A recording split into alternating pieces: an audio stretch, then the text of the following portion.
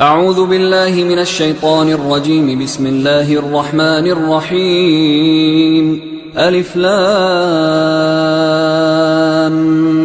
ميم.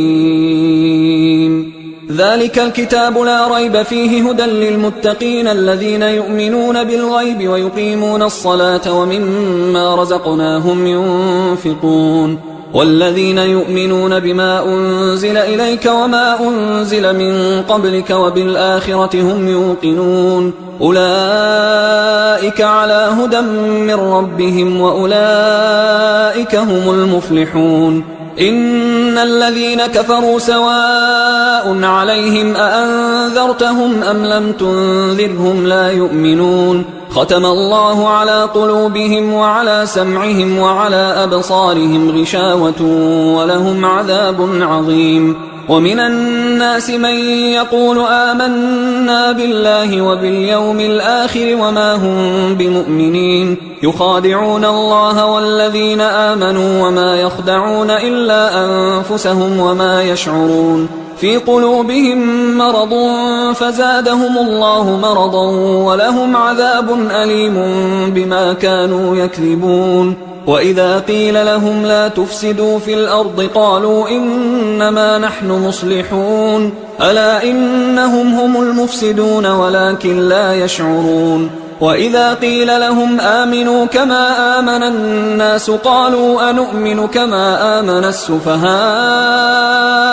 ألا إنهم هم السفهاء ولكن لا يعلمون. وإذا لقوا الذين آمنوا قالوا آمنا وإذا خلوا إلى شياطينهم قالوا إنا معكم إنما نحن مستهزئون الله يستهزئ بهم ويمدهم في طغيانهم يعمهون. أولئك الذين اشتروا الضلالة بالهدى فما ربحت تجارتهم وما كانوا مهتدين. مثلهم كمثل الذي استوقد نارا فلما أضاءت ما حوله ذهب الله بنورهم وتركهم في ظلمات لا يبصرون صم بكم عمي فهم لا يرجعون. أو كصيب من السماء فيه ظلمات ورعد وبرق يجعلون أصابعهم في آذانهم من الصواعق حذر الموت والله محيط بالكافرين. يكاد البرق يخطف أبصارهم كلما أضاء لهم مشوا فيه وإذا أظلم عليهم قاموا ولو شاء الله لذهب بسمعهم وأبصارهم إن الله على كل شيء قدير. يا أيها الناس اعبدوا ربكم الذي خلقكم والذين من قبلكم لعلكم تتقون الذي جعل لكم الأرض فراشا والسماء بناء وأنزل من السماء ماء فأخرج به من الثمرات رزقا لكم فلا تجعلوا لله أندادا وأنتم تعلمون. وإن كنتم في ريب مما نزلنا على عبدنا فأتوا بسورة من مثله وادعوا شهداءكم من دون الله إن كنتم صادقين فإن لم تفعلوا ولن تفعلوا فاتقوا النار التي وقودها الناس والحجارة أعدت للكافرين. وبشر الذين آمنوا وعملوا الصالحات أن لهم جنات تجري من تحتها الأنهار كلما رزقوا منها من ثمرة رزقا قالوا هذا الذي رزقنا من قبل وأتوا به متشابها ولهم فيها أزواج مطهرة وهم فيها خالدون. إن الله لا يستحيي أن يضرب مثلا ما بعوضة فما فوقها فأما الذين آمنوا فيعلمون أنه الحق من ربهم وأما الذين كفروا فيقولون ماذا أراد الله بهذا مثلا يضل به كثيرا ويهدي به كثيرا وما يضل به إلا الفاسقين الذين ينقضون عهد الله من بعد ميثاقه ويقطعون ما أمر الله به أن يوصل ويفسدون في الأرض أولئك هم الخاسرون. كيف تكفرون بالله وكنتم أمواتا فأحياكم ثم يميتكم ثم يحييكم ثم إليه ترجعون. هو الذي خلق لكم ما في الأرض جميعا ثم استوى إلى السماء فسواهن 7 سماوات وهو بكل شيء عليم. وإذ قال ربك للملائكة إني جاعل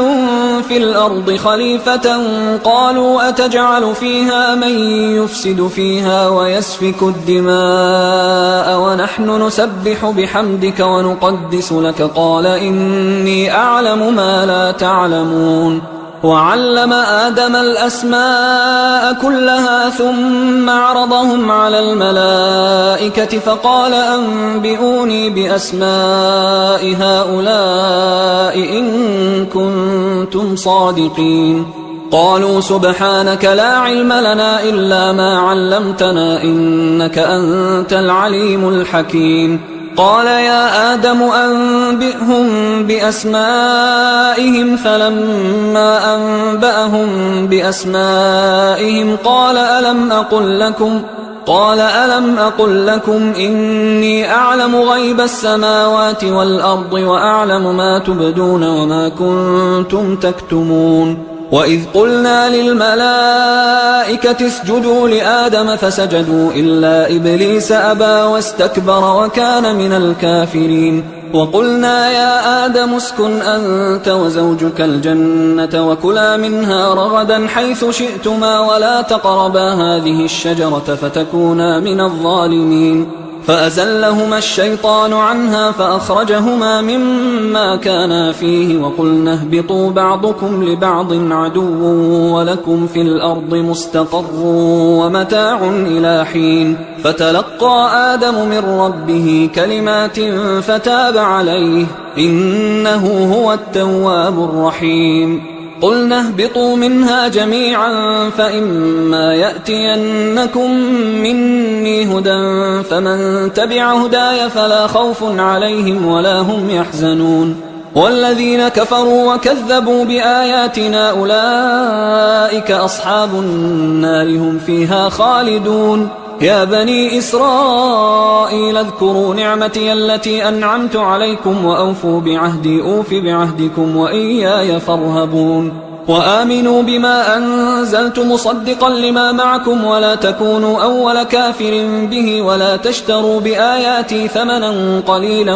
وإياي فاتقون. ولا تلبسوا الحق بالباطل وتكتموا الحق وأنتم تعلمون. وأقيموا الصلاة وآتوا الزكاة واركعوا مع الراكعين. أتأمرون الناس بالبر وتنسون أنفسكم وأنتم تتلون الكتاب أفلا تعقلون. واستعينوا بالصبر والصلاة وإنها لكبيرة إلا على الخاشعين الذين يظنون أنهم ملاقو ربهم وأنهم إليه راجعون. يا بني إسرائيل اذكروا نعمتي التي أنعمت عليكم وأني فضلتكم على العالمين. واتقوا يوما لا تجزي نفس عن نفس شيئا ولا يقبل منها شفاعة ولا يؤخذ منها عدل ولا هم ينصرون. وإذ نجيناكم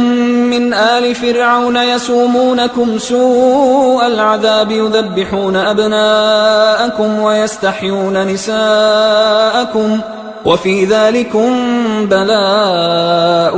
من ربكم عظيم. وإذ فرقنا بكم البحر فأنجيناكم وأغرقنا آل فرعون وأنتم تنظرون. وإذ واعدنا موسى 40 ليلة ثم اتخذتم العجل من بعده وأنتم ظالمون. ثم عفونا عنكم من بعد ذلك لعلكم تشكرون وإذ آتينا موسى الكتاب والفرقان لعلكم تهتدون وإذ قال موسى لقومه يا قوم إنكم ظلمتم أنفسكم باتخاذكم العجل فتوبوا إلى بارئكم فاقتلوا أنفسكم ذلكم خير لكم عند بارئكم فتاب عليكم إنه هو التواب الرحيم وإذ قلتم يا موسى لن نؤمن لك حتى نرى الله جهرة فأخذتكم الصاعقة وأنتم تنظرون ثم بعثناكم من بعد موتكم لعلكم تشكرون وظللنا عليكم الغمام وأنزلنا عليكم المن والسلوى كلوا من طيبات ما رزقناكم وما ظلمونا ولكن كانوا أنفسهم يظلمون وإذ قلنا ادخلوا هذه القرية فكلوا منها حيث شئتم رغدا وادخلوا الباب سجدا وقولوا حطة نغفر لكم خطاياكم وسنزيد المحسنين فبدل الذين ظلموا قولا غير الذي قيل لهم فأنزلنا على الذين ظلموا رجزا من السماء بما كانوا يفسقون وإذ استسقى موسى لقومه فقلنا اضرب بعصاك الحجر فانفجرت منه 12 عينا قد علم كل أناس مشربهم كلوا واشربوا من رزق الله ولا تعثوا في الأرض مفسدين وإذ قلتم يا موسى لن نصبر على طعام واحد فادع لنا ربك يخرج لنا مما تنبت الأرض من بقلها وقثائها وفومها وعدسها وبصلها قال أتستبدلون الذي هو أدنى بالذي هو خير اهبطوا مصرا فإن لكم ما سألتم وضربت عليهم الذلة والمسكنة وباءوا بغضب من الله ذلك بأنهم كانوا يكفرون بآيات الله ويقتلون النبيين بغير الحق ذلك بما عصوا وكانوا يعتدون إن الذين آمنوا والذين هادوا والنصارى والصابئين من آمن بالله واليوم الآخر وعمل صالحا فلهم أجرهم عند ربهم ولا خوف عليهم ولا هم يحزنون وإذ أخذنا ميثاقكم ورفعنا فوقكم الطور خذوا ما آتيناكم بقوة واذكروا ما فيه لعلكم تتقون ثم توليتم من بعد ذلك فلولا فضل الله عليكم ورحمته لكنتم من الخاسرين ولقد علمتم الذين اعتدوا منكم في السبت فقلنا لهم كونوا قردة خاسئين فجعلناها نكالا لما بين يديها وما خلفها وموعظة للمتقين وإذ قال موسى لقومه إن الله يأمركم أن تذبحوا بقرة قالوا أتتخذنا هزوا قال أعوذ بالله أن أكون من الجاهلين قالوا ادع لنا ربك يبين لنا ما هي قال إنه يقول إنها بقرة لا فارض ولا بكر عوان بين ذلك فافعلوا ما تؤمرون قالوا ادع لنا ربك يبين لنا ما لونها قال إنه يقول إنها بقرة صفراء فاقع لونها تسر الناظرين قالوا ادع لنا ربك يبين لنا ما هي إن البقرة شابه علينا وإنا إن شاء الله لمهتدون قال إنه يقول إنها بقرة لا ذلول تثير الأرض ولا تسقي الحرث مسلمة لا شية فيها قالوا الآن جئت بالحق فذبحوها وما كادوا يفعلون وإذ قتلتم نفسا فادارأتم فيها والله مخرج ما كنتم تكتمون فقلنا اضربوه ببعضها كذلك يحيي الله الموتى ويريكم آياته لعلكم تعقلون ثم قست قلوبكم من بعد ذلك فهي كالحجارة أو أشد قسوة وإن من الحجارة لما يتفجر منه الأنهار وإن منها لما يشقق فيخرج منه الماء وإن منها لما يهبط من خشية الله وما الله بغافل عما تعملون أفتطمعون أن يؤمنوا لكم وقد كان فريق منهم يسمعون كلام الله ثم يحرفونه من بعد ما عقلوه وهم يعلمون وإذا لقوا الذين آمنوا قالوا آمنا وإذا خلا بعضهم إلى بعض قالوا أتحدثونهم بما فتح الله عليكم ليحاجوكم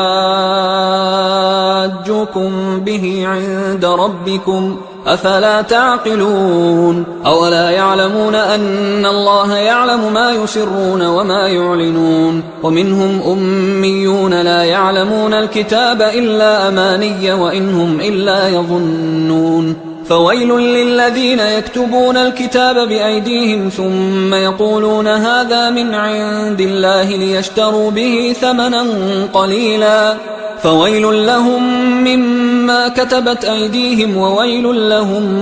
مما يكسبون وقالوا لن تمسنا النار إلا أياما معدودة قل أتخذتم عند الله عهدا فلن يخلف الله عهده أم تقولون على الله ما لا تعلمون بلى من كسب سيئة وأحاطت به خطيئته فأولئك أصحاب النار هم فيها خالدون والذين آمنوا وعملوا الصالحات أولئك أصحاب الجنة هم فيها خالدون وإذ أخذنا ميثاق بني إسرائيل لا تعبدون إلا الله وبالوالدين إحسانا وذي القربى واليتامى والمساكين وقولوا للناس حسنا وأقيموا الصلاة وآتوا الزكاة ثم توليتم إلا قليلا منكم وأنتم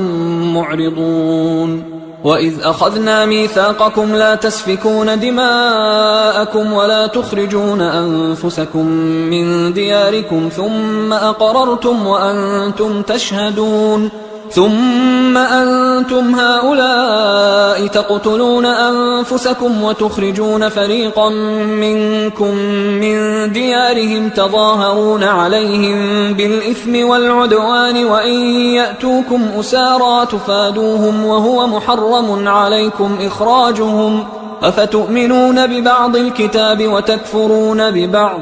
فما جزاء من يفعل ذلك منكم إلا خزي في الحياة الدنيا ويوم القيامة يردون إلى أشد العذاب وما الله بغافل عما تعملون أولئك الذين اشتروا الحياة الدنيا بالآخرة فلا يخفف عنهم العذاب ولا هم ينصرون ولقد آتينا موسى الكتاب وقفينا من بعده بالرسل وآتينا عيسى ابن مريم البينات وأيدناه بروح القدس أفكلما جاءكم رسول بما لا تهوى أنفسكم استكبرتم ففريقا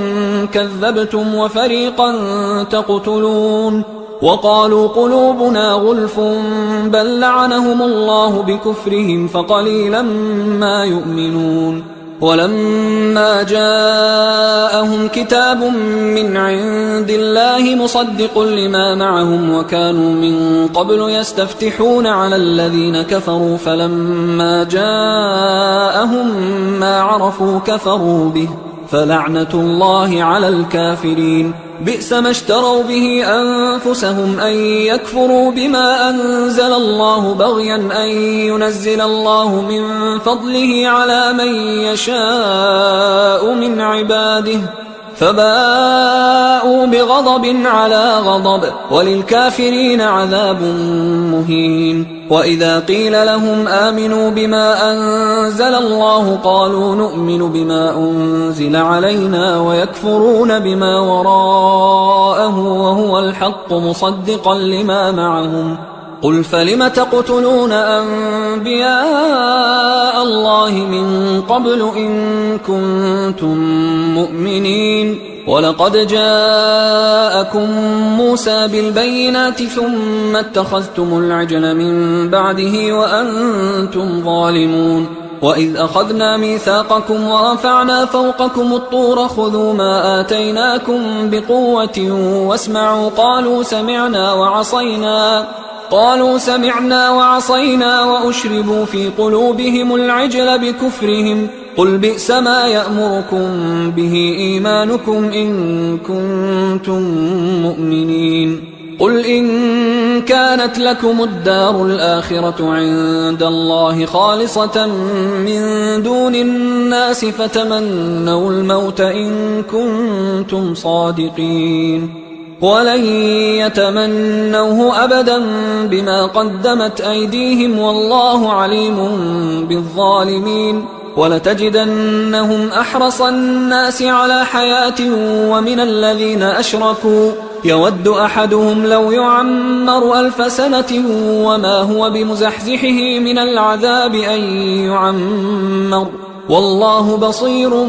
بما يعملون قل من كان عدوا لجبريل فإنه نزله على قلبك بإذن الله مصدقا لما بين يديه وهدى وبشرى للمؤمنين من كان عدوا لله وملائكته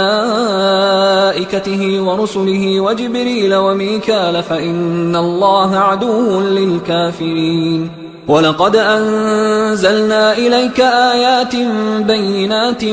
وما يكفر بها إلا الفاسقون أوكلما عاهدوا عهدا نبذه فريق منهم بل أكثرهم لا يؤمنون ولما جاءهم رسول من عند الله مصدق لما معهم نبذ فريق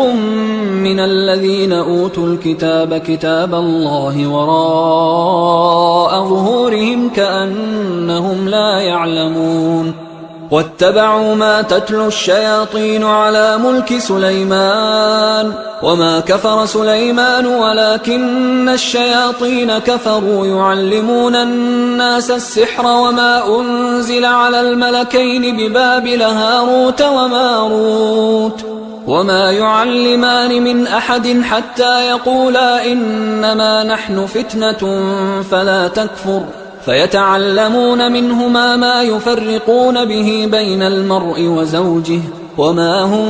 بضارين به من أحد إلا بإذن الله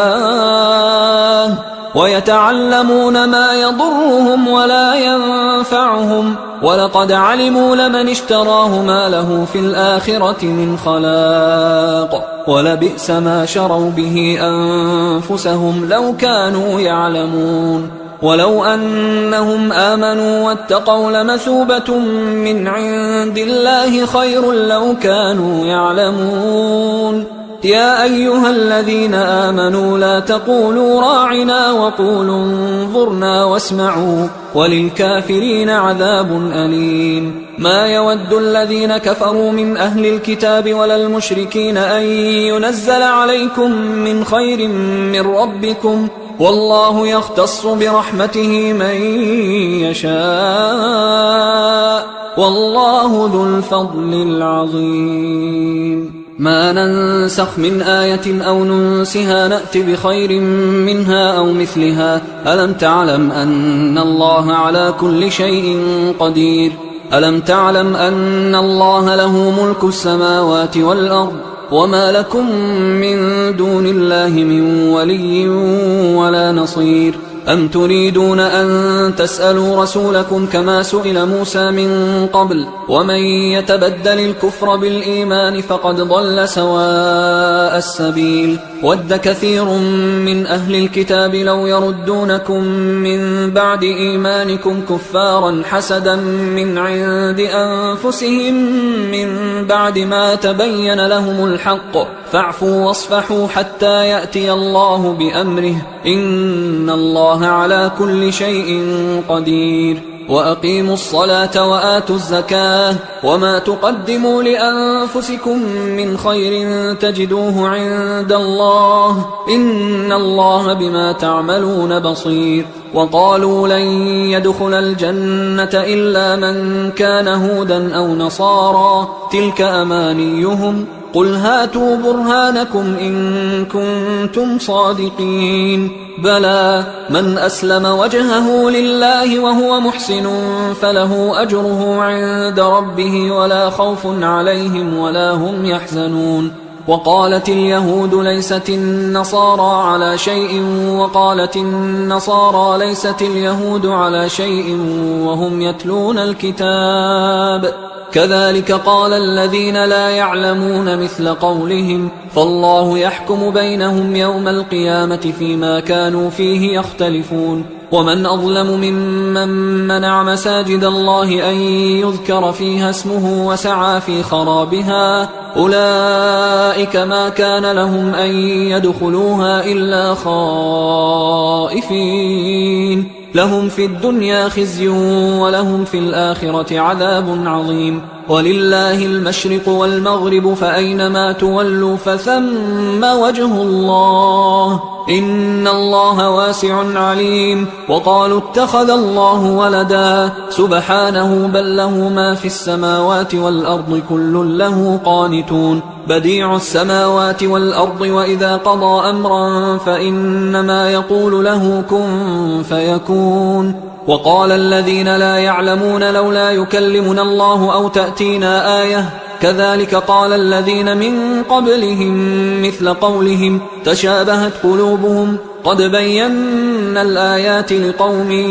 يوقنون. إنا أرسلناك بالحق بشيرا ونذيرا ولا تسأل عن أصحاب الجحيم. ولن ترضى عنك اليهود ولا النصارى حتى تتبع ملتهم قل إن هدى الله هو الهدى ولئن اتبعت أهواءهم بعد الذي جاءك من العلم ما لك من الله من ولي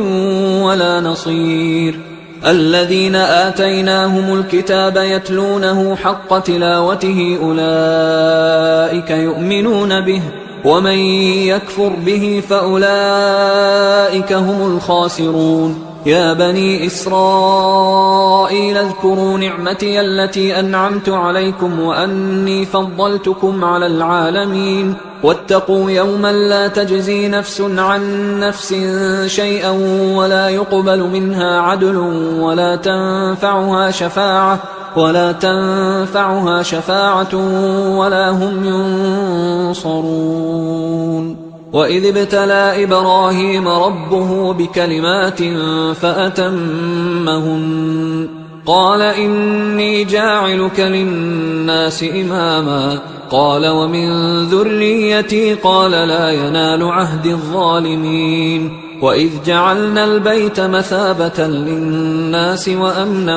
واتخذوا من مقام إبراهيم مصلى وعهدنا إلى إبراهيم وإسماعيل أن طهرا بيتي للطائفين والعاكفين والركع السجود. وإذ قال إبراهيم رب اجعل هذا بلدا آمنا وارزق أهله من الثمرات من آمن منهم بالله واليوم الآخر قال ومن كفر فأمتعه قليلا ثم أضطره إلى عذاب النار وبئس المصير. وإذ يرفع إبراهيم القواعد من البيت وإسماعيل ربنا تقبل منا إنك أنت السميع العليم ربنا وجعلنا مسلمين لك ومن ذريتنا أمة مسلمة لك وأرنا مناسكنا وتب علينا إنك أنت التواب الرحيم ربنا وبعث فيهم رسولا منهم يتلو عليهم آياتك ويعلمهم الكتاب والحكمة ويزكيهم إنك أنت العزيز الحكيم. ومن يرغب عن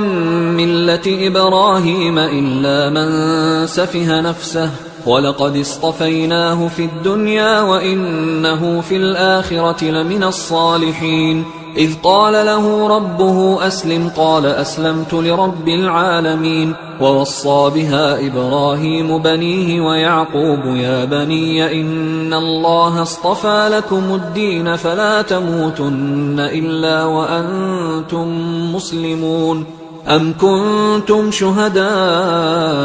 إذ حضر يعقوب الموت إذ قال لبنيه ما تعبدون من بعدي قالوا نعبد إلهك وإله آبائك إبراهيم وإسماعيل وإسحاق إلها واحدا ونحن له مسلمون. تلك أمة قد خلت لها ما كسبت ولكم ما كسبتم ولا تسألون عما كانوا يعملون. وقالوا كونوا هودا أو نصارى تهتدوا قل بل ملة إبراهيم حنيفا وما كان من المشركين. قولوا آمنا بالله وما أنزل إلينا وما أنزل إلى إبراهيم وإسماعيل وإسحاق ويعقوب والأسباط وما أوتي موسى وعيسى وما أوتي النبيون من ربهم لا نفرق بين أحد منهم ونحن له مسلمون. فإن آمنوا بمثل ما آمنتم به فقد اهتدوا وإن تولوا فإنما هم في شقاق فسيكفيكهم الله وهو السميع العليم. صبغة الله ومن أحسن من الله صبغة ونحن له عابدون. قل أتحاجوننا في الله وهو ربنا وربكم ولنا أعمالنا ولكم أعمالكم ونحن له مخلصون. أم تقولون إن إبراهيم وإسماعيل وإسحاق ويعقوب والأسباط كانوا هودا أو نصارى قل أأنتم أعلم أم الله ومن أظلم ممن كتم شهادة عنده من الله وما الله بغافل عما تعملون. تلك أمة قد خلت لها ما كسبت ولكم ما كسبتم ولا تسألون عما كانوا يعملون. سيقول السفهاء من الناس ما ولاهم عن قبلتهم التي كانوا عليها قل لله المشرق والمغرب يهدي من يشاء إلى صراط مستقيم. وكذلك جعلناكم أمة وسطا لتكونوا شهداء على الناس ويكون الرسول عليكم شهيدا. وما جعلنا القبلة التي كنت عليها إلا لنعلم من يتبع الرسول ممن ينقلب على عقبيه وإن كانت لكبيرة إلا على الذين هدى الله وما كان الله ليضيع إيمانكم إن الله بالناس لرؤوف رحيم. قد نرى تقلب وجهك في السماء فلنولينك قبلة ترضاها فول وجهك شطر المسجد الحرام وحيث ما كنتم فولوا وجوهكم شطره وإن الذين أوتوا الكتاب ليعلمون أنه الحق من ربهم وما الله بغافل عما يعملون. ولئن أتيت الذين أوتوا الكتاب بكل آية ما تبعوا قبلتك وما أنت بتابع قبلتهم وما بعضهم بتابع قبلة بعض ولئن اتبعت أهواءهم من بعد ما جاءك من العلم إنك إذا لمن الظالمين. الذين آتيناهم الكتاب يعرفونه كما يعرفون أبناءهم وإن فريقا منهم ليكتمون الحق وهم يعلمون الحق من ربك فلا تكونن من الممترين ولكل وجهة هو موليها فاستبقوا الخيرات أينما تكونوا يأت بكم الله جميعا إن الله على كل شيء قدير ومن حيث خرجت فول وجهك شطر المسجد الحرام وإنه للحق من ربك وما الله بغافل عما تعملون ومن حيث خرجت فول وجهك شطر المسجد الحرام وحيث ما كنتم فولوا وجوهكم شطره لئلا يكون للناس عليكم حجة إلا الذين ظلموا منهم فلا تخشوهم واخشوني ولأتم نعمتي عليكم ولعلكم تهتدون كما أرسلنا فيكم رسولا منكم يتلو عليكم آياتنا ويزكيكم ويعلمكم الكتاب والحكمة ويعلمكم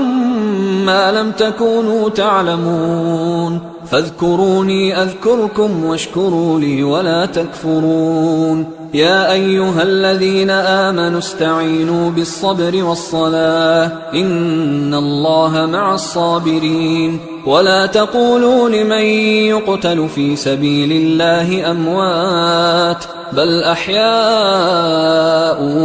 ولكن لا تشعرون ولنبلونكم بشيء من الخوف والجوع ونقص من الأموال والأنفس والثمرات وبشر الصابرين الذين إذا أصابتهم مصيبة قالوا إنا لله وإنا إليه راجعون أولئك عليهم صلوات من ربهم ورحمة وأولئك هم المهتدون إن الصفا والمروة من شعائر الله فمن حج البيت أو اعتمر فلا جناح عليه أن يطوف بهما ومن تطوع خيرا فإن الله شاكر عليم إن الذين يكتمون ما أنزلنا من البينات والهدى من بعد ما بيناه للناس في الكتاب أولئك يلعنهم الله ويلعنهم اللاعنون إلا الذين تابوا وأصلحوا وبينوا فأولئك أتوب عليهم وأنا التواب الرحيم إن الذين كفروا وماتوا وهم كفار أولئك عليهم لعنة الله والملائكة والناس أجمعين خالدين فيها لا يخفف عنهم العذاب ولا هم ينظرون وإلهكم إله واحد لا إله إلا هو الرحمن الرحيم إن في خلق السماوات والأرض واختلاف الليل والنهار والفلك التي تجري في البحر بما ينفع الناس وما أنزل الله من السماء من ماء فأحيا به الأرض بعد موتها وبث فيها من كل دابة وتصريف الرياح والسحاب المسخر بين السماء والأرض لآيات لقوم يعقلون ومن الناس من يتخذ من دون الله أندادا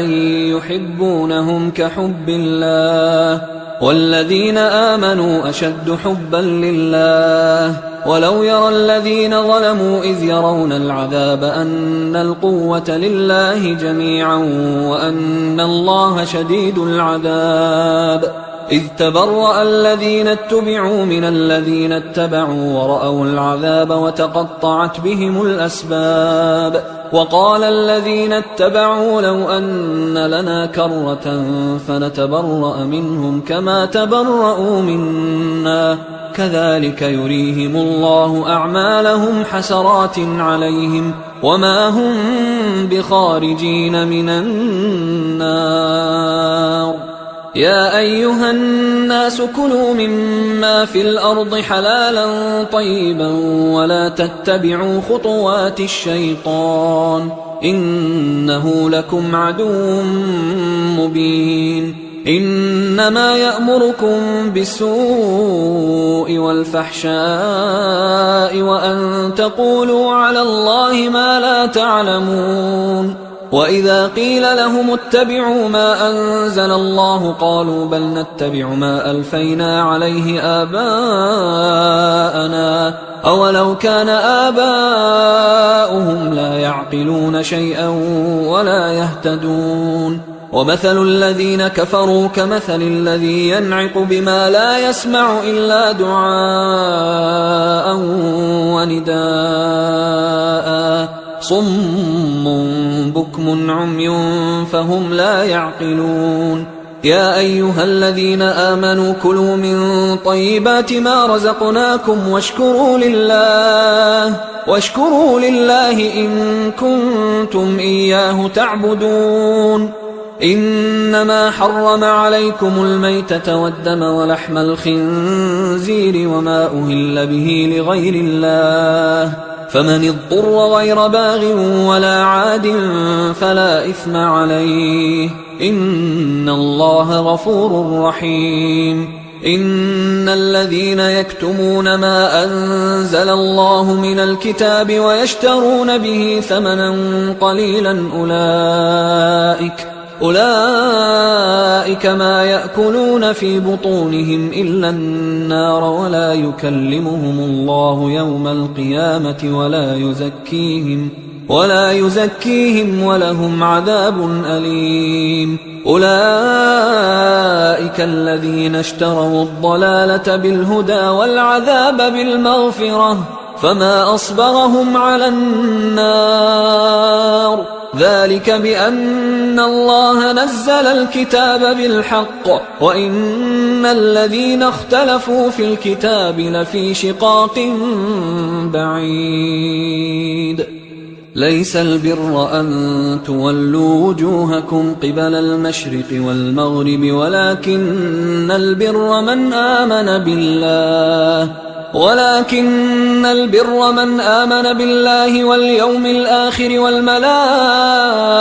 والكتاب والنبيين وآتى المال على حبه ذوي القربى واليتامى والمساكين وابن السبيل والسائلين وفي الرقاب وأقام الصلاة وآتى الزكاة والموفون بعهدهم إذا عاهدوا والصابرين في البأساء والضراء وحين البأس أولئك الذين صدقوا وأولئك هم المتقون يا أيها الذين آمنوا كتب عليكم القصاص في القتلى الحر بالحر والعبد بالعبد والأنثى بالأنثى فمن عفي له من أخيه شيء فاتباع بالمعروف وأداء إليه بإحسان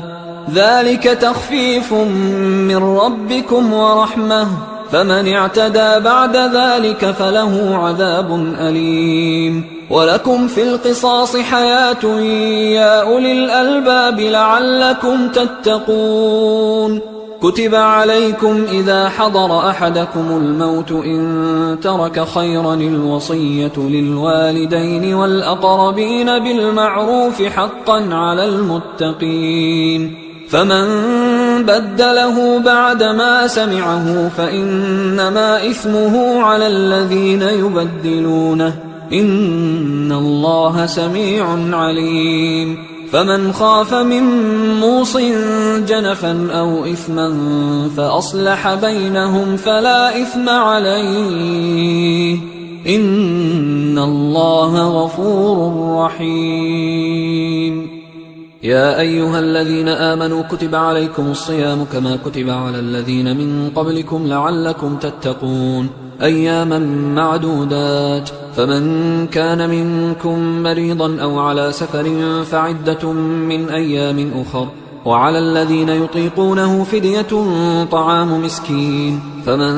تطوع خيرا فهو خير له، وأن تصوموا خير لكم إن كنتم تعلمون. شهر رمضان الذي أنزل فيه القرآن هدى للناس وبينات من الهدى والفرقان، فمن شهد منكم الشهر فليصمه، ومن كان مريضا أو على سفر فعدة من أيام أخر، يريد الله بكم اليسر ولا يريد بكم العسر ولتكملوا العدة ولتكبروا الله على ما هداكم ولعلكم تشكرون. وإذا سألك عبادي عني فإني قريب أجيب دعوة الداعي إذا دعان، فليستجيبوا لي وليؤمنوا بي لعلهم يرشدون. أحل لكم ليلة الصيام الرفث إلى نسائكم هن لباس لكم وأنتم لباس لهن، علم الله أنكم كنتم تختانون أنفسكم فتاب عليكم وعفى عنكم، فالآن باشروهن وابتغوا ما كتب الله لكم، وكلوا واشربوا حتى يتبين لكم الخيط الأبيض من الخيط الأسود من الفجر، ثم أتموا الصيام إلى الليل، ولا تباشروهن وأنتم عاكفون في المساجد، تلك حدود الله فلا تقربوها، كذلك يبين الله آياته للناس لعلهم يتقون. ولا تأكلوا أموالكم بينكم بالباطل وتدلوا بها إلى الحكام لتأكلوا فريقا من أموال الناس بالإثم وأنتم تعلمون. يسألونك عن الأهلة قل هي مواقيت للناس والحج، وليس البر بأن تأتوا البيوت من ظهورها ولكن البر من اتقى، وأتوا البيوت من أبوابها واتقوا الله لعلكم تفلحون. وقاتلوا في سبيل الله الذين يقاتلونكم ولا تعتدوا إن الله لا يحب المعتدين. وقتلوهم حيث ثقفتموهم وأخرجوهم من حيث أخرجوكم والفتنة أشد من القتل، ولا تقاتلوهم عند المسجد الحرام حتى يقاتلوكم فيه، فإن قاتلوكم فاقتلوهم، كذلك جزاء الكافرين، فإن انتهوا فإن الله غفور رحيم. وقاتلوهم حتى لا تكون فتنة ويكون الدين لله، فإن انتهوا فلا عدوان إلا على الظالمين. الشهر الحرام بالشهر الحرام والحرمات قصاص، فمن اعتدى عليكم فاعتدوا عليه بمثل ما اعتدى عليكم، واتقوا الله واعلموا أن الله مع المتقين. وأنفقوا في سبيل الله ولا تلقوا بأيديكم إلى التهلكة وأحسنوا إن الله يحب المحسنين. وأتموا الحج والعمرة لله، فإن أحصرتم فما استيسر من الهدي، ولا تحلقوا رؤوسكم حتى يبلغ الهدي محله، فمن كان منكم مريضا أو به أذى من رأسه ففدية من صيام أو صدقة أو نسك، فإذا أمنتم فمن تمتع بالعمرة إلى الحج فما استيسر من الهدي، فمن لم يجد فصيام 3 أيام في الحج و7 إذا رجعتم، تلك 10 كاملة، ذلك لمن لم يكن أهله حاضر المسجد الحرام. واتقوا الله واعلموا أن الله شديد العقاب. الحج أشهر معلومات، فمن فرض فيهن الحج فلا رفث ولا فسوق ولا جدال في الحج وما تفعلوا من خير يعلمه الله وتزودوا فإن خير الزاد التقوى واتقون يا أولي الألباب ليس عليكم جناح أن تبتغوا فضلا من ربكم فإذا أفضتم من عرفات فاذكروا الله عند المشعر الحرام واذكروه كما هداكم وإن كنتم من قبله لمن الضالين ثم أفيضوا من حيث أفاض الناس واستغفروا الله إن الله غفور رحيم فإذا قضيتم مناسككم فاذكروا الله كذكركم آباءكم أو أشد ذكرا فمن الناس من يقول ربنا آتنا في الدنيا وما له في الآخرة من خلاق ومنهم من يقول ربنا آتنا في الدنيا حسنة وفي الآخرة حسنة وقنا عذاب النار أولئك لهم نصيب مما كسبوا والله سريع الحساب واذكروا الله في أيام معدودات فمن تعجل في يومين فلا إثم عليه ومن تأخر فلا إثم عليه لمن اتقى واتقوا الله واعلموا أنكم إليه تحشرون ومن الناس من يعجبك قوله في الحياة الدنيا ويشهد الله على ما في قلبه وهو ألد الخصام وإذا تولى سعى في الأرض ليفسد فيها ويهلك الحرث والنسل والله لا يحب الفساد وإذا قيل له اتق الله أخذته العزة بالإثم فحسبه جهنم ولبئس المهاد ومن الناس من يشري نفسه ابتغاء مرضات الله والله رؤوف بالعباد يا أيها الذين آمنوا ادخلوا في السلم كافة ولا تتبعوا خطوات الشيطان إنه لكم عدو مبين فإن زللتم من بعد ما جاءتكم البينات فاعلموا أن الله عزيز حكيم هل ينظرون إلا أن يأتيهم الله في ظلل من الغمام والملائكة وقضي الأمر وإلى الله ترجع الأمور سل بني إسرائيل كم آتيناهم من آية بينة ومن يبدل نعمة الله من بعد ما جاءته فإن الله شديد العقاب زين للذين كفروا الحياة الدنيا ويسخرون من الذين آمنوا والذين اتقوا فوقهم يوم القيامة والله يرزق من يشاء بغير حساب كان الناس أمة واحدة فبعث الله النبيين مبشرين ومنذرين وأنزل معهم الكتاب بالحق ليحكم بين الناس فيما اختلفوا فيه وما اختلف فيه إلا الذين أوتوه من بعد ما جاءتهم البينات بغيا بينهم فهدى الله الذين آمنوا لما اختلفوا فيه من الحق بإذنه والله يهدي من يشاء إلى صراط مستقيم أم حسبتم أن تدخلوا الجنة ولما يأتكم مثل الذين خلوا من قبلكم مستهم البأساء والضراء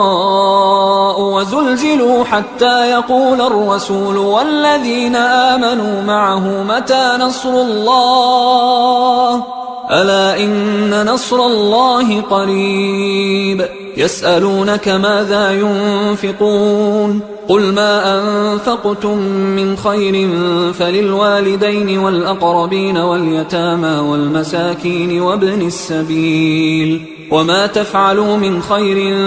فإن الله به عليم كتب عليكم القتال وهو كره لكم وعسى أن تكرهوا شيئا وهو خير لكم وعسى أن تحبوا شيئا وهو شر لكم والله يعلم وأنتم لا تعلمون يسألونك عن الشهر الحرام قتال فيه قل قتال فيه كبير وصد عن سبيل الله وكفر به والمسجد الحرام وإخراج أهله منه أكبر عند الله والفتنة أكبر من القتل ولا يزالون يقاتلونكم حتى يردوكم عن دينكم إن استطاعوا ومن يرتدد منكم عن دينه فيمت وهو كافر فأولئك حبطت أعمالهم في الدنيا والآخرة وأولئك أصحاب النار هم فيها خالدون إن الذين آمنوا والذين هاجروا وجاهدوا في سبيل الله أولئك يرجون رحمة الله والله غفور رحيم يسألونك عن الخمر والميسر قل فيهما إثم كبير ومنافع للناس وإثمهما أكبر من نفعهما ويسألونك ماذا ينفقون قل العفو كذلك يبين الله لكم الآيات لعلكم تتفكرون في الدنيا والآخرة ويسألونك عن اليتامى قل إصلاح لهم خير وإن تخالطوهم فإخوانكم والله يعلم المفسد من المصلح ولو شاء الله لأعنتكم إن الله عزيز حكيم ولا تنكحوا المشركات حتى يؤمنوا ولأمة مؤمنة خير من مشركة ولو أعجبتكم ولا تنكحوا المشركين حتى يؤمنوا ولعبد مؤمن خير من مشرك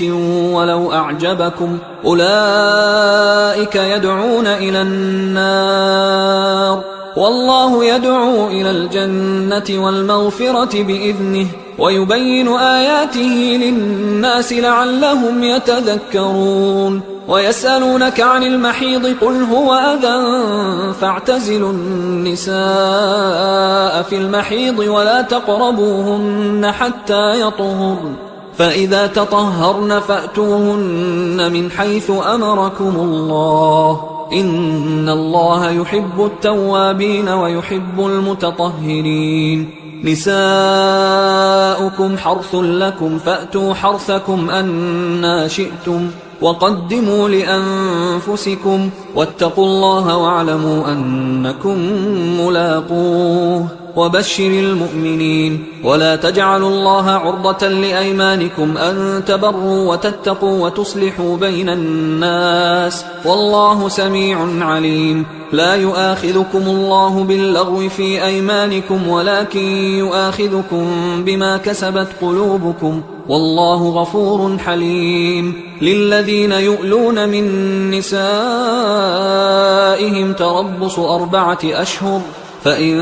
فاءوا فإن الله غفور رحيم وإن عزموا الطلاق فإن الله سميع عليم والمطلقات يتربصن بأنفسهن 3 قروء ولا يحل لهن أن يكتمن ما خلق الله في أرحامهن إن كن يؤمن بالله واليوم الآخر وبعولتهن أحق بردهن في ذلك إن أرادوا إصلاحا ولهن مثل الذي عليهن بالمعروف وللرجال عليهن درجة والله عزيز حكيم الطلاق 2 فإمساك بمعروف أو تسريح بإحسان ولا يحل لكم أن تأخذوا مما آتيتموهن شيئا إلا أن يخافا ألا يقيما حدود الله فإن خفتم ألا يقيما حدود الله فلا جناح عليهما فيما افتدت به، تلك حدود الله فلا تعتدوها، ومن يتعد حدود الله فأولئك هم الظالمون. فإن طلقها فلا تحل له من بعد حتى تنكح زوجا غيره، فإن طلقها فلا جناح عليهما أن يتراجعا إن ظنا أن يقيما حدود الله، وتلك حدود الله يبينها لقوم يعلمون. وإذا طلقتم النساء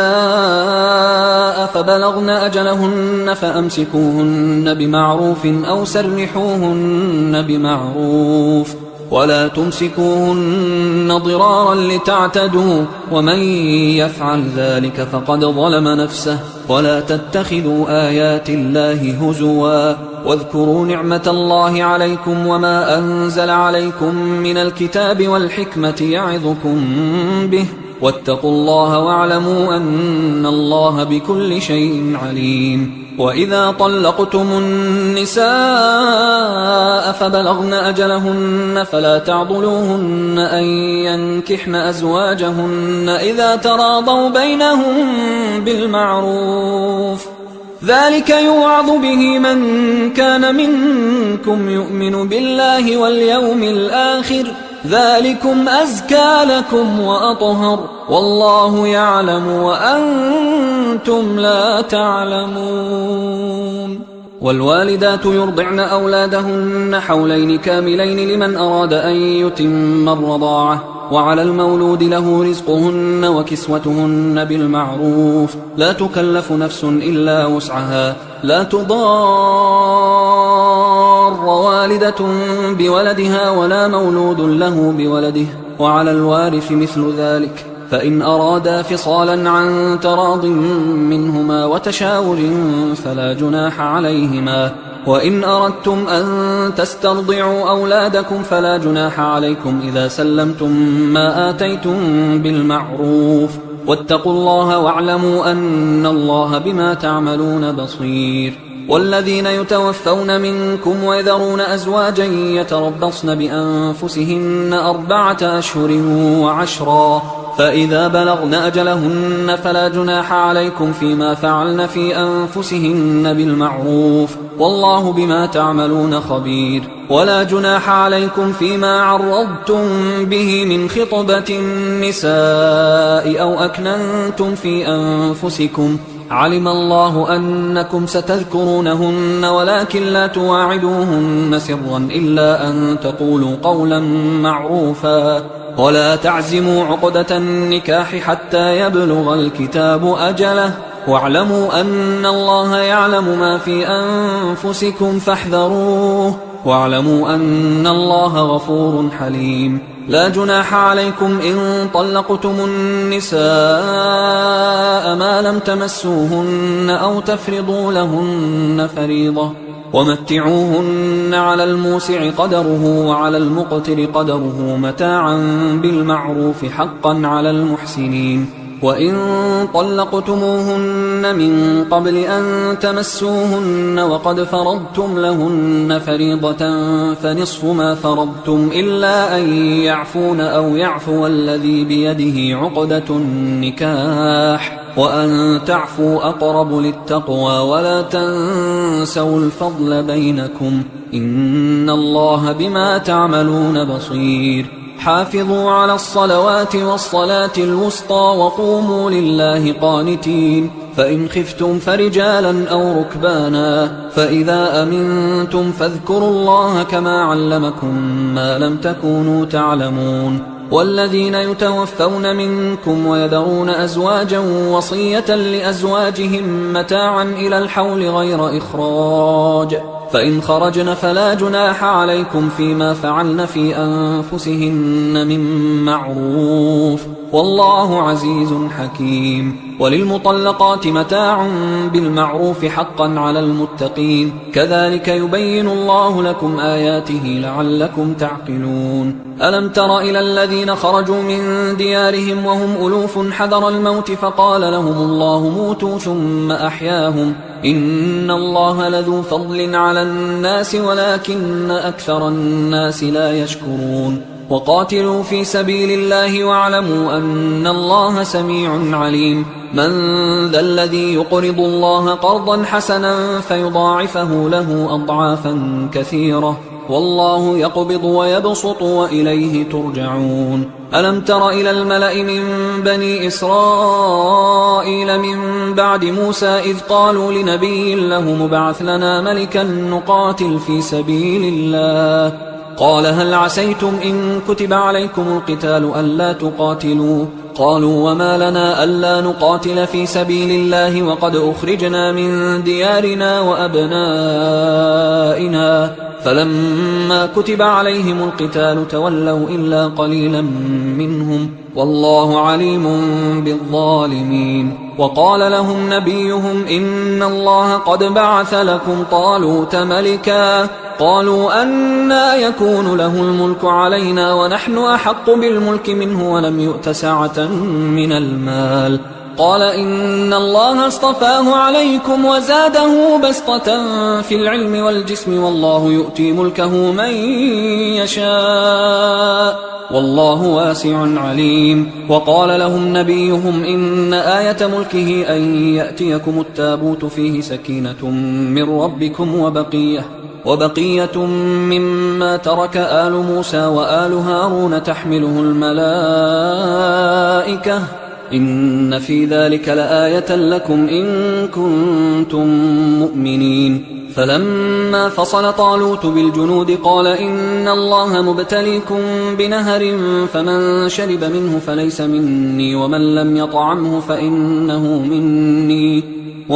يطعمه فإنه مني إلا من اغترف غرفة بيده فشربوا منه إلا قليلا منهم فلما جاوزه هو والذين آمنوا معه قالوا لا طاقة لنا اليوم بجالوت وجنوده قال الذين يظنون أنهم ملاقوا الله كم من فئة قليلة غلبت فئة كثيرة بإذن الله والله مع الصابرين ولما برزوا لجالوت وجنوده قالوا ربنا أفرغ علينا صبرا وثبت أقدامنا وانصرنا على القوم الكافرين فهزموهم بإذن الله وقتل داود جالوت وآتاه الله الملك والحكمة وعلمه مما يشاء ولولا دفع الله الناس بعضهم ببعض لفسدت الأرض ولكن الله ذو فضل على العالمين تلك آيات الله نتلوها عليك بالحق وإنك لمن المرسلين تلك الرسل فضلنا بعضهم على بعض منهم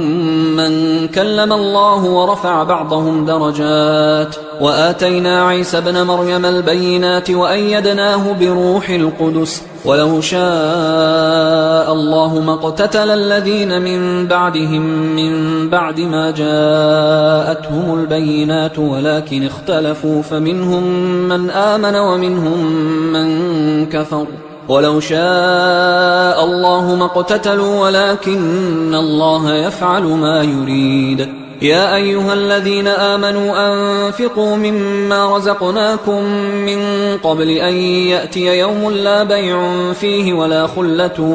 ولا شفاعة والكافرون هم الظالمون الله لا إله إلا هو الحي القيوم لا تأخذه سنة ولا نوم له ما في السماوات وما في الأرض من ذا الذي يشفع عنده إلا بإذنه يعلم ما بين أيديهم وما خلفهم ولا يحيطون بشيء من علمه إلا بما شاء وسع كرسيه السماوات والأرض ولا يؤوده حفظهما وهو العلي العظيم لا إكراه في الدين قد تبين الرشد من الغي فمن يكفر بالطاغوت ويؤمن بالله فقد استمسك بالعروة الوثقى لا انفصام لها والله سميع عليم الله ولي الذين آمنوا يخرجهم من الظلمات إلى النور والذين كفروا أولياؤهم الطاغوت يخرجونهم من النور إلى الظلمات أولئك أصحاب النار هم فيها خالدون. ألم تر إلى الذي حاج إبراهيم في ربه أن آتاه الله الملك إذ قال إبراهيم ربي الذي يحيي ويميت قال أنا أحيي وأميت. قال إبراهيم فإن الله يأتي بالشمس من المشرق فأت بها من المغرب فبهت الذي كفر والله لا يهدي القوم الظالمين. أو كالذي مر على قرية وهي خاوية على عروشها قال أنى يحيي هذه الله بعد موتها فأماته الله 100 عام ثم بعثه قال كم لبثت؟ قال لبثت يوما أو بعض يوم. قال بل لبثت 100 عام فانظر إلى طعامك وشرابك لم يتسنه وانظر إلى حمارك ولنجعلك آية للناس وانظر إلى العظام كيف ننشزها ثم نكسوها لحما فلما تبين له قال أعلم أن الله على كل شيء قدير. وإذ قال إبراهيم رب أرني كيف تحيي الموتى قال أولم تؤمن قال بلى ولكن ليطمئن قلبي قال فخذ 4 من الطير فصرهن إليك ثم اجعل على كل جبل منهن جزءا ثم ادعهن يأتينك سعيا واعلم أن الله عزيز حكيم. مثل الذين ينفقون أموالهم في سبيل الله كمثل حبة أنبتت 7 سنابل في كل سنبلة 100 حبة والله يضاعف لمن يشاء والله واسع عليم. الذين ينفقون أموالهم في سبيل الله ثم لا يتبعون ما أنفقوا منا ولا أذى لهم أجرهم عند ربهم ولا خوف عليهم ولا هم يحزنون. قول معروف ومغفرة خير من صدقة يتبعها أذى والله غني حليم. يا أيها الذين آمنوا لا تبطلوا صدقاتكم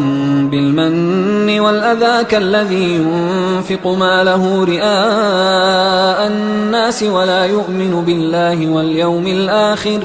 فمثله كمثل صفوان عليه تراب فأصابه وابل فتركه صلدا لا يقدرون على شيء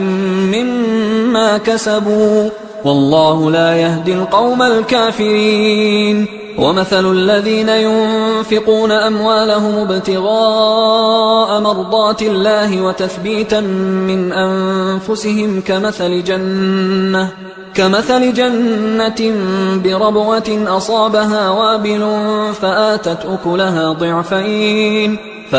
أكلها ضعفين فإن لم يصبها وابل فطل والله بما تعملون بصير. أيود أحدكم أن تكون له جنة من نخيل وأعناب تجري من تحتها الأنهار له فيها من كل الثمرات وأصابه الكبر وله ذرية ضعفاء فأصابها إعصار فيه نار فاحترقت كذلك يبين الله لكم الآيات لعلكم تتفكرون. يا أيها الذين آمنوا أنفقوا من طيبات ما كسبتم ومما أخرجنا لكم من الأرض ولا تيمموا الخبيث منه تنفقون ولستم بآخذيه إلا أن تغمضوا فيه واعلموا أن الله غني حميد. الشيطان يعدكم الفقر ويأمركم بالفحشاء والله يعدكم مغفرة منه وفضلا والله واسع عليم. يؤتي الحكمة من يشاء ومن يؤت الحكمة فقد أوتي خيرا كثيرا وما يذكر إلا أولو الألباب. وما أنفقتم من نفقة أو نذرتم من نذر فإن الله يعلمه وما للظالمين من أنصار إن تبدوا الصدقات فنعما هي وإن تخفوها وتؤتوها الفقراء فهو خير لكم ويكفر عنكم من سيئاتكم والله بما تعملون خبير ليس عليك هداهم ولكن الله يهدي من يشاء وما تنفقوا من خير فلأنفسكم وما تنفقون إلا ابتغاء وجه الله وما تنفقوا من خير يوفى إليكم وأنتم لا تظلمون للفقراء الذين أحصروا في سبيل الله لا يستطيعون ضربا في الأرض يحسبهم الجاهل أغنياء من التعفف تعرفهم بسيماهم لا يسألون الناس إلحافا وما تنفقوا من خير فإن الله به عليم الذين ينفقون أموالهم بالليل والنهار سرا وعلانية فلهم أجرهم عند ربهم ولا خوف عليهم ولا هم يحزنون الذين يأكلون الربا لا يقومون إلا كما يقوم الذي يتخبطه الشيطان من المس ذلك بأنهم قالوا إنما البيع مثل الربا وأحل الله البيع وحرم الربا فمن جاءه موعظة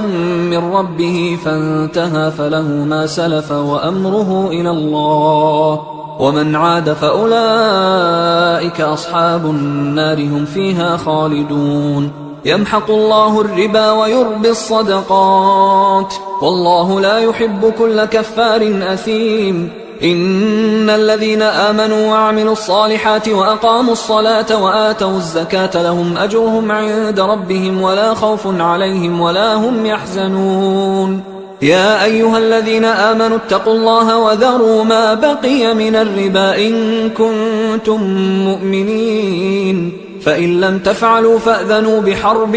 من الله ورسوله وإن تبتم فلكم رؤوس أموالكم لا تظلمون ولا تظلمون وإن كان ذو عسرة فنظرة إلى ميسرة وأن تصدقوا خير لكم إن كنتم تعلمون واتقوا يوما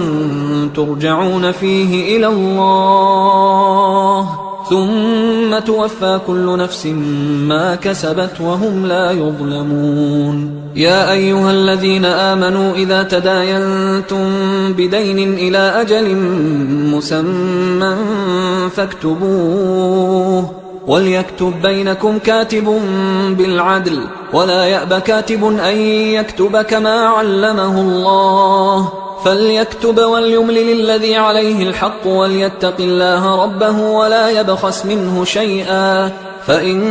كان الذي عليه الحق سفيها أو ضعيفا أو لا يستطيع أن يمله فليملل وليه بالعدل واستشهدوا شهيدين من رجالكم فإن لم يكونا رجلين فرجل وامرأتان ممن ترضون من الشهداء أن تضل إحداهما فتذكر إحداهما الأخرى ولا يأبى الشهداء إذا ما دعوا ولا تسأموا أن تكتبوه صغيرا أو كبيرا إلى أجله ذلكم أقسط عند الله وأقوم للشهادة وأدنى أن لا ترتابوا إلا أن تكون تجارة حاضرة تديرونها بينكم فليس عليكم جناح ألا تكتبوها وأشهدوا إذا تبايعتم ولا يضار كاتب ولا شهيد وإن تفعلوا فإنه فسوق بكم واتقوا الله ويعلمكم الله والله بكل شيء عليم وإن كنتم على سفر ولم تجدوا كاتبا فرهان مقبوضة، فإن أمن بعضكم بعضا فليؤدي الذي اؤتمن أمانته وليتق الله ربه ولا تكتموا الشهادة، ومن يكتمها فإنه آثم قلبه والله بما تعملون عليم. لله ما في السماوات وما في الأرض، وإن تبدوا ما في أنفسكم أو تخفوه يحاسبكم به الله فيغفر لمن يشاء ويعذب من يشاء والله على كل شيء قدير. آمن الرسول بما أنزل إليه من ربه والمؤمنون كل آمن بالله وملائكته وكتبه ورسله لا نفرق بين أحد من رسله وقالوا سمعنا وأطعنا غفرانك ربنا وإليك المصير. لا يكلف الله نفسا إلا وسعها، لها ما كسبت وعليها ما اكتسبت. ربنا لا تؤاخذنا إن نسينا أو أخطأنا، ربنا ولا تحمل علينا إصرا